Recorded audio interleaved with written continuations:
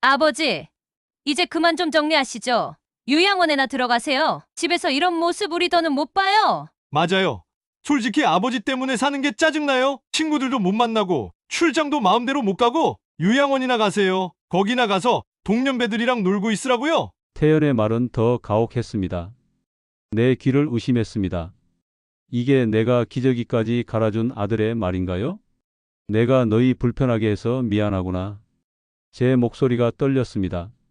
50년 동안 함께했던 아내 영미가 떠난 지 1년, 이제는 자식들마저 저를 버리는군요.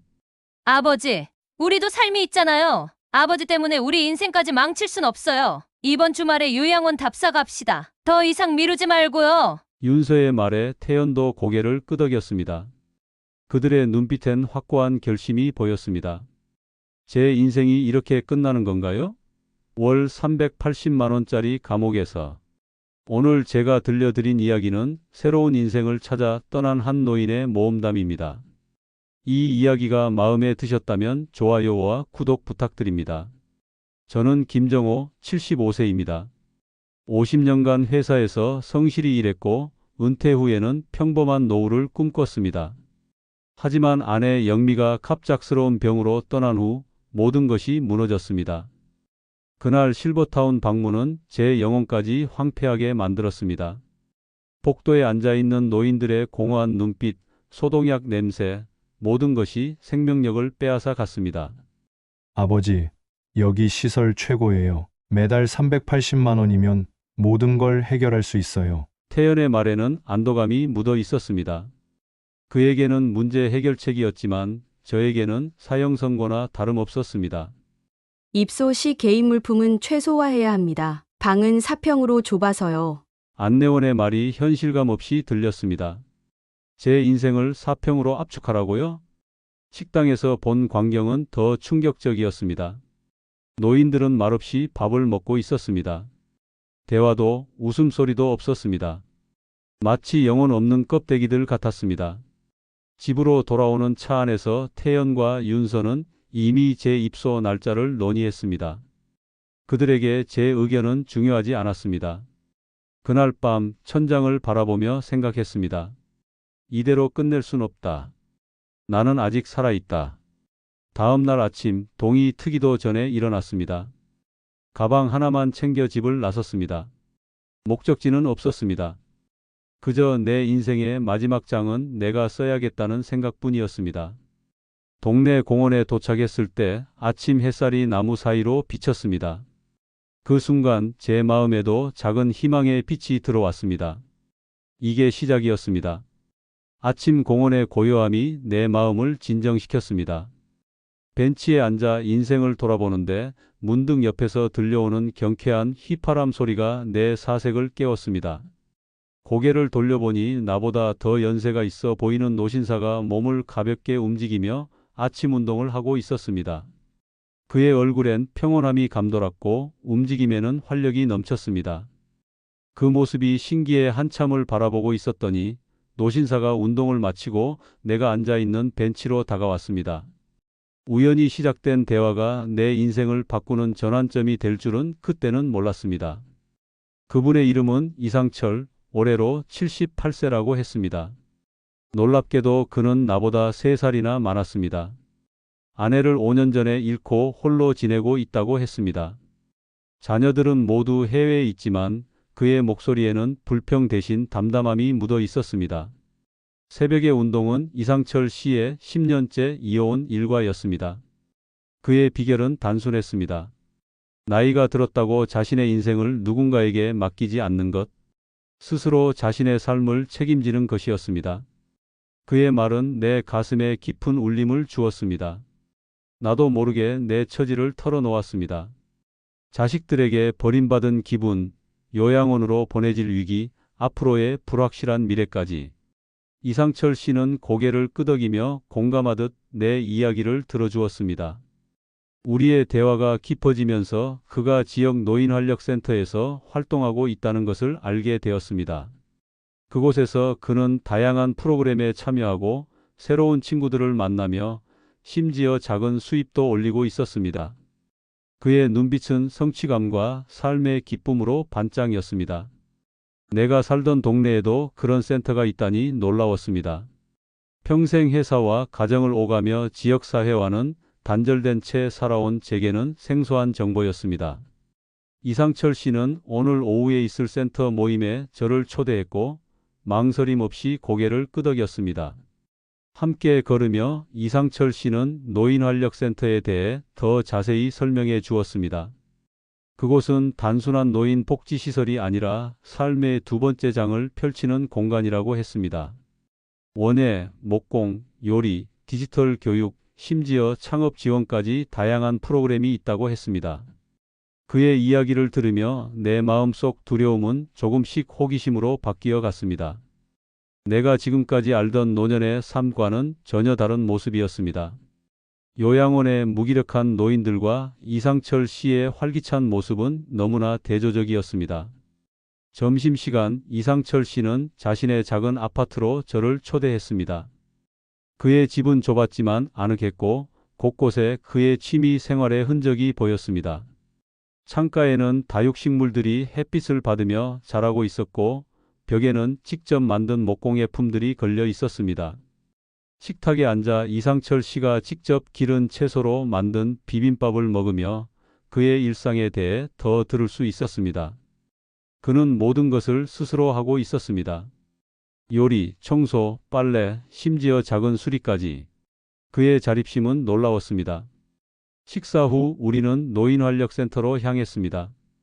걸어서 20분 거리였지만 이상철 씨의 발걸음은 가볍고 활기찼습니다. 반면 저는 불안한 마음에 발걸음이 무거웠습니다. 새로운 환경, 새로운 사람들. 과연 내가 적응할 수 있을까 하는 두려움이 밀려왔습니다. 센터 건물이 가까워질수록 제 심장 박동은 빨라졌습니다. 이 순간이 제 인생의 전환점이 될 것이라는 예감이 들었습니다. 요양원으로 향하는 인생 열차에서 내려 새로운 여정을 시작하는 첫걸음. 과연 그곳에서 제 마음의 안식처를 찾을 수 있을까요? 노인활력센터의 문을 열자마자 내 선입견은 산산이 부서졌습니다. 예상했던 침울하고 정적인 분위기 대신 활기찬 웃음소리와 대화가 가득했습니다. 벽면을 장식한 다양한 작품들, 신선한 꽃 냄새, 그리고 무엇보다 노인들의 생기 넘치는 표정이 저를 반겼습니다. 이상철 씨는 자신감 넘치는 걸음으로 저를 안내했습니다. 요양원에서 본 무기력한 노인들과 달리 이곳의 사람들은 모두 목적이 있는 듯 했습니다.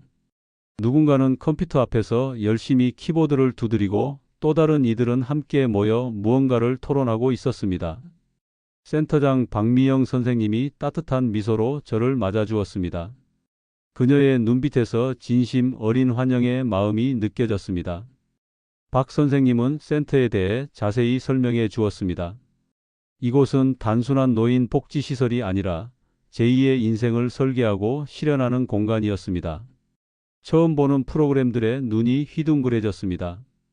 디지털 교육부터 원예, 목공, 요리, 공예까지. 심지어 소규모 창업을 위한 지원 프로그램도 있었습니다. 제가 알던 노인 시설과는 차원이 달랐습니다. 센터를 둘러보는 내내 불안함과 기대감이 교차했습니다. 나이 75에 새로운 시작이라니. 과연 가능할까요? 40년간 회사에서 정해진 일만 하던 제가 이런 창의적인 활동들을 할 수 있을까 의구심이 들었습니다. 박 선생님은 제 고민을 읽기라도 한 듯 말했습니다. 나이는 배움의 장벽이 될 수 없다고. 오히려 인생의 경험이 더 깊은 통찰력을 준다고. 그녀의 말에 조금씩 용기가 생겼습니다. 원예 교실에 들어서자 흙 냄새가 코를 찔렀습니다. 오랜만에 맡는 생명의 향기였습니다. 다양한 식물들이 생기 있게 자라고 있었고 참가자들은 각자의 작품에 집중하고 있었습니다. 그들의 손길에서 삶의 에너지가 느껴졌습니다. 한켠에서는 목공 수업이 한창이었습니다. 나무를 자르고 다듬는 소리가 경쾌하게 울렸습니다. 80대로 보이는 한 노인이 만든 작은 선반은 놀라울 정도로 정교했습니다. 그의 눈빛에서 자부심이 빛났습니다. 디지털 교실에서는 노인들이 태블릿과 스마트폰을 다루고 있었습니다. 그들은 자녀, 손주들과 영상 통화를 하고 SNS를 통해 소통하는 법을 배우고 있었습니다. 세상과의 단절이 아닌 연결을 위한 노력이었습니다. 점심시간 모두가 함께 모인 식당은 따뜻한 가족 같은 분위기였습니다. 센터 내 텃밭에서 기른 신선한 채소로 만든 음식들이 차려졌고 서로의 안부를 묻는 소리로 가득했습니다. 이는 요양원의 무겁고 침묵에 찬 식사 시간과는 너무나 대조적이었습니다. 식사 후 이상철 씨는 저를 동네 카페 창업반으로 안내했습니다. 그곳에서 노인들이 직접 만든 차와 간식을 팔아 소득을 창출하고 있었습니다. 그들의 열정과 자립심이 저를 감동시켰습니다. 하루 종일 센터를 둘러본 후 제 마음은 이미 결정을 내리고 있었습니다. 이곳에서 제 인생의 새로운 장을 시작하고 싶었습니다. 요양원의 무기력한 삶 대신 활기찬 노년을 선택하고 싶었습니다. 돌아오는 길 이상철 씨는 제게 한 가지 질문을 던졌습니다. 무엇을 배우고 싶은지, 어떤 꿈이 있는지. 오랜 세월 동안 잊고 살았던 질문이었습니다. 잠시 생각에 잠겼습니다. 과연 내게 아직 꿈이 있을까요? 꿈이라는 단어가 마음속 깊은 곳을 건드렸습니다. 평생 가족을 위해 살아왔기에 내 꿈에 대해 생각할 여유가 없었습니다. 그날 밤 이상철 씨가 소개해준 작은 원룸에 홀로 누워 오랜만에 스스로에게 물었습니다. 내가 진정으로 원하는 것은 무엇일까? 어린 시절 식물을 키우는 것을 좋아했던 기억이 떠올랐습니다. 도시 생활에 묻혀 있고 있던 작은 꿈이었습니다. 다음 날 아침 망설임 없이 노인활력센터의 원예 프로그램에 등록했습니다. 처음 흙을 만지는 순간 뭉클한 감정이 밀려왔습니다. 손끝에서 느껴지는 생명의 기운, 흙 냄새에 담긴 자연의 향기가 제 영혼을 깨웠습니다. 원예 강사 김선희 선생님은 75세에 제게 새싹이라는 애칭을 붙여주었습니다. 세상에 이 나이에 새싹이라니요. 하지만 정말 그랬습니다. 제 인생에 새로운 싹이 트고 있었습니다. 작은 화분에 씨앗을 심고 매일 물을 주며 성장을 지켜보는 과정은 마치 제 인생의 새 출발을 보는 것 같았습니다. 원예 수업과 함께 디지털 교육도 받기 시작했습니다. 처음에는 태블릿을 켜는 것조차 어려웠지만 점차 익숙해졌습니다. 유튜브에서 식물 키우는 영상을 찾아보고 인터넷으로 정보를 검색하는 법을 배웠습니다. 세상과의 연결고리가 생겼습니다. 한 달이 지난 어느 날 제가 기른 다육식물이 꽃을 피웠습니다. 그 작은 성취감은 말로 표현할 수 없이 컸습니다. 40년 회사 생활에서도 느껴보지 못한 기쁨이었습니다. 제 손으로 생명을 키워낸 것이니까요. 원예 실력이 늘면서 미니 정원 만들기에 도전했습니다. 작은 공간에 자갈을 깔고 여러 종류의 식물을 심어 하나의 풍경을 만드는 작업이었습니다. 처음에는 서툴렀지만 끊임없는 시도 끝에 아름다운 작품이 탄생했습니다. 센터에서 열린 작은 전시회에서 제 미니 정원이 호평을 받았을 때의 자부심은 이루 말할 수 없었습니다. 디지털 교육을 통해 손주들과 영상통화를 할 수 있게 되었습니다. 태연과 윤서가 제 연락을 무시해도 손주들은 할아버지의 연락을 반겼습니다. 그들에게 제가 만든 미니 정원을 자랑하며 느낀 행복은 무엇과도 바꿀 수 없었습니다.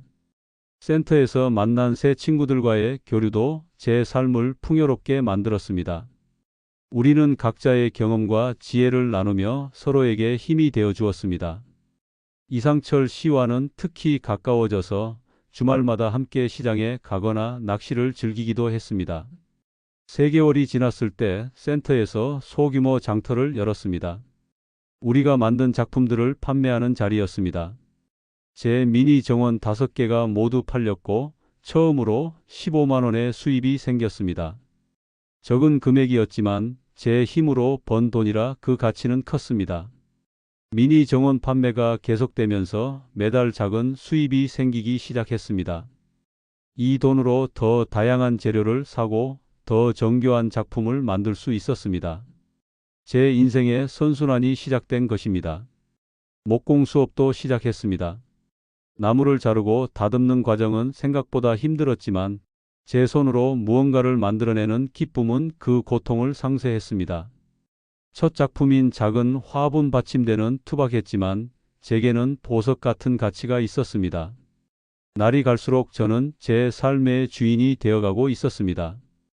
더 이상 누군가의 짐이 아닌 스스로 가치를 창출하는 사람으로 변해가고 있었습니다.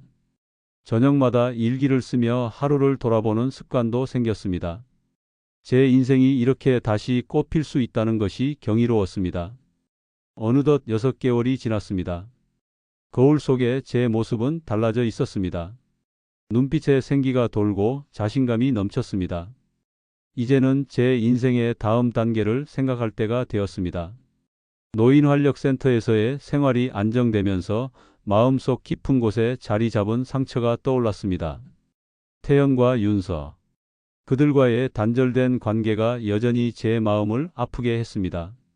어느 날 저녁 핸드폰을 들여다보며 자녀들의 연락처를 오래 바라보았습니다. 손가락이 떨렸습니다. 그래도 용기를 내어 메시지를 보냈습니다.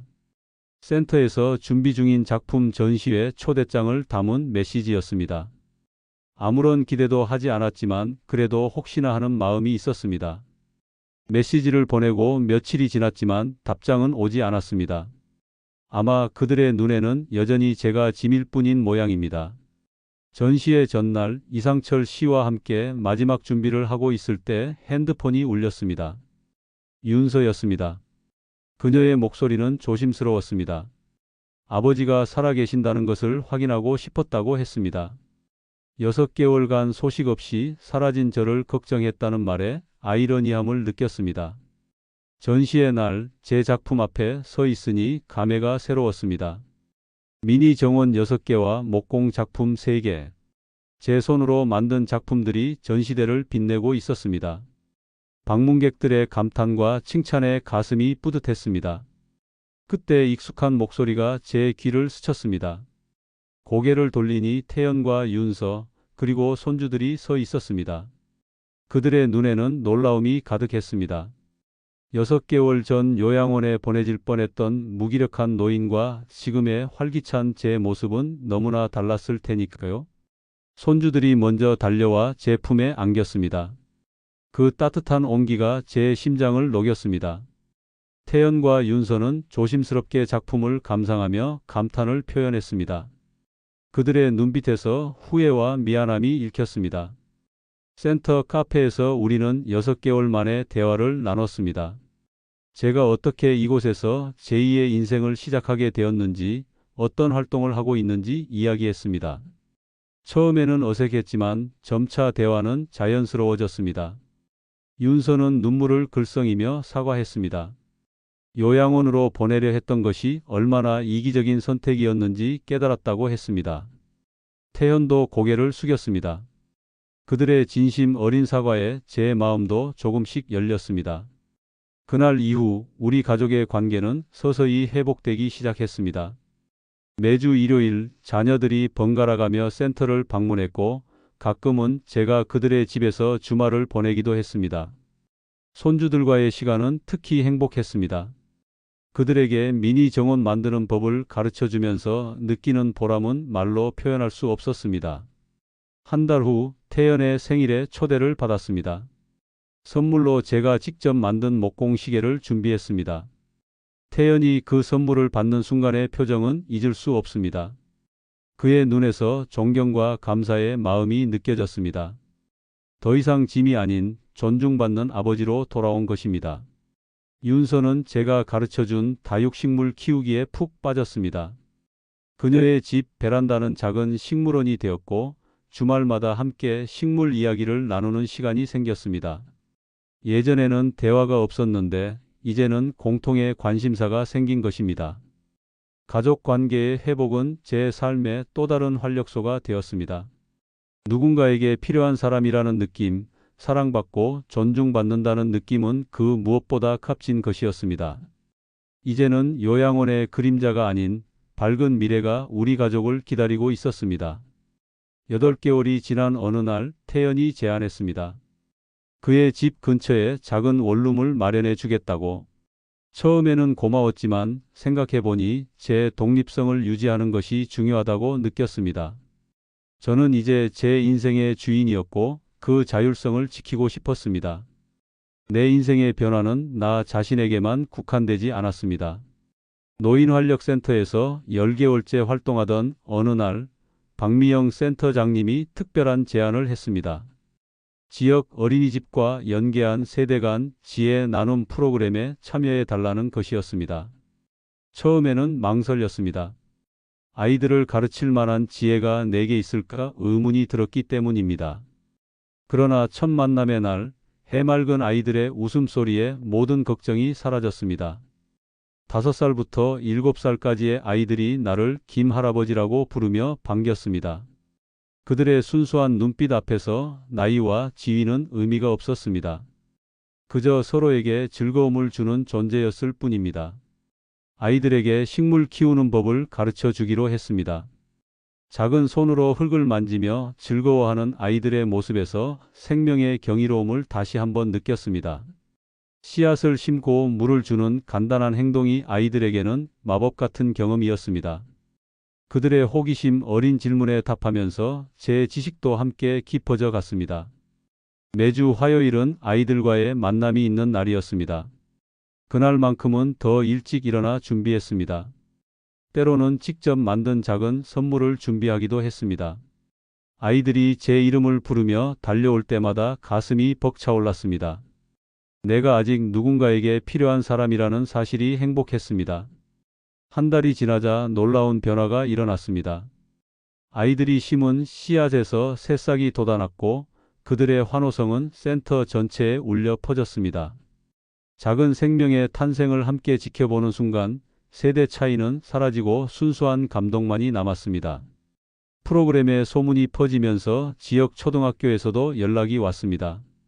학교 텃밭 가꾸기 자원봉사자로 활동해 달라는 요청이었습니다. 주저없이 수락했습니다. 이렇게 제 활동 범위는 점점 넓어졌고 매일의 일상은 더욱 풍요로워졌습니다.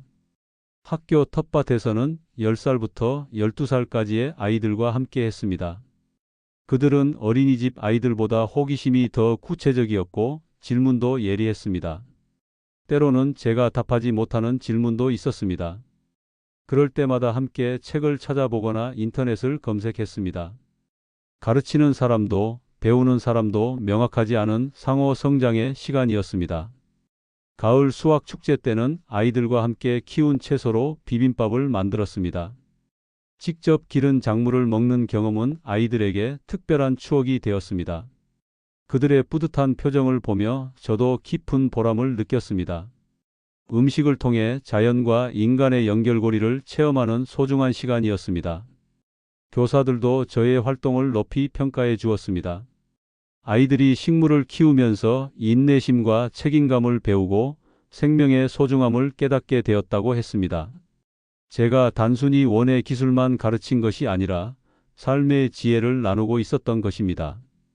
이런 활동들이 지역 신문에 소개되면서 제 인생은 또 다른 전환점을 맞았습니다. 75세 김정호 씨, 세대를 잇는 지혜의 전달자라는 제목의 기사가 실렸고 많은 사람들이 저에게 관심을 보였습니다. 인터뷰 요청도 받았습니다. 처음에는 부끄러웠지만 제 이야기가 비슷한 상황에 처한 노인들에게 희망이 될 수 있다고 생각하니 용기가 생겼습니다. 1년 전 자식들에게 버림받을 뻔했던 저는 이제 지역사회의 소중한 일원이 되어 있었습니다. 더 이상 짐이 아닌 지혜를 나누는 어른으로 존중받고 있었습니다. 요양원으로 향하던 발걸음을 돌려 노인활력센터로 온 선택이 제 인생을 얼마나 풍요롭게 바꾸었는지 그 깊은 의미를 이제야 온전히 깨달았습니다. 많은 분들이 궁금해하는 것이 있습니다. 어떻게 월 70만 원으로 경제적 자립이 가능한지에 대한 질문입니다. 제 변화된 모습을 보고 윤서가 물었습니다. 요양원 비용 월 380만 원 대신 어떻게 70만 원으로 이렇게 풍요롭게 사는지 말입니다. 오늘은 제 경제적 자립의 비결을 솔직하게 나누려 합니다. 우선 가장 중요한 것은 주거비 문제였습니다.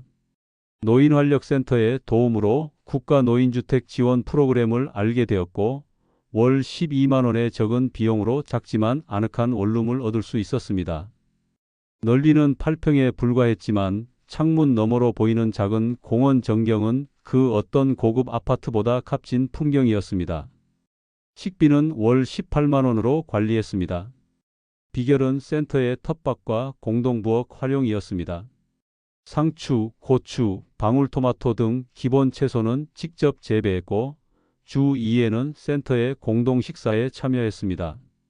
또한 식재료 공동 구매를 통해 비용을 절감했습니다. 이렇게 자급자족의 기쁨과 건강한 식단을 동시에 누릴 수 있었습니다. 교통비는 월 8만 원이었습니다. 노인 무료 승차권과 대중교통 할인 혜택을 최대한 활용했습니다. 가까운 거리는 걸어 다니는 습관도 들였는데 이는 건강에도 도움이 되었습니다. 걷는 동안 마주치는 동네 사람들과의 인사, 계절의 변화를 온몸으로 느끼는 경험은 돈으로 살 수 없는 기쁨이었습니다. 통신비는 월 6만 원으로 유지했습니다. 노인 맞춤형 저가 요금제를 이용했고 센터에서는 무료 와이파이를 사용할 수 있었습니다. 디지털 교육을 통해 유튜브, 카카오톡 등을 활용하는 법을 배워 자녀, 손주들과 소통했습니다. 이전에는 몰랐던 온라인 세상의 즐거움을 발견한 것도 큰 수확이었습니다. 의료비는 월 7만 원이었습니다. 국가건강보험과 노인 의료 지원 서비스를 적극 활용했고 센터에서 진행하는 무료 건강검진도 정기적으로 받았습니다. 무엇보다 규칙적인 생활과 원예 활동, 걷기 등을 통해 건강을 유지하니 병원 신세를 덜 질 수 있었습니다.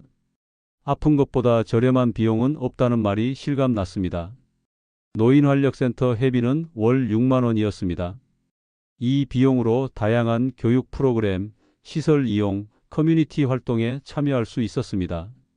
센터는 단순한 시설이 아닌 제 삶의 중심이자 사회적 관계망의 핵심이었습니다. 이곳에서 배우고 나누고 성장하는 시간은 그 어떤 투자보다 값진 것이었습니다. 여가 활동비로 월 13만 원을 사용했습니다. 영화 관람, 전시회 방문, 가끔의 외식, 취미 재료 구입에 사용했습니다.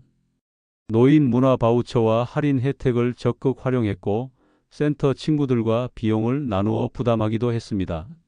소소하지만 확실한 행복을 누리는 방법을 터득했습니다. 이것이 제 월 70만 원 경제적 자립의 비결입니다. 하지만 더 중요한 것은 돈이 아닌 마음가짐이었습니다. 부족함을 아쉬움으로 느끼지 않고 작은 것에서 감사함을 찾는 습관이 진정한 풍요로움을 가져다 주었습니다. 또한 꾸준한 수입원을 만든 것도 중요했습니다. 미니 정원과 목공예품 판매, 원예 강사 활동을 통해 월 평균 30만 원의 추가 수입이 생겼습니다. 처음에는 취미였던 것이 이제는 소중한 수입원이 된 것입니다. 이 돈은 저축해서 가끔 자녀들에게 작은 선물을 사주기도 했습니다. 많은 노인들이 노후의 요양원을 유일한 선택지로 생각합니다. 하지만 제 경험을 통해 말씀드리고 싶습니다. 선택지는 언제나 존재합니다.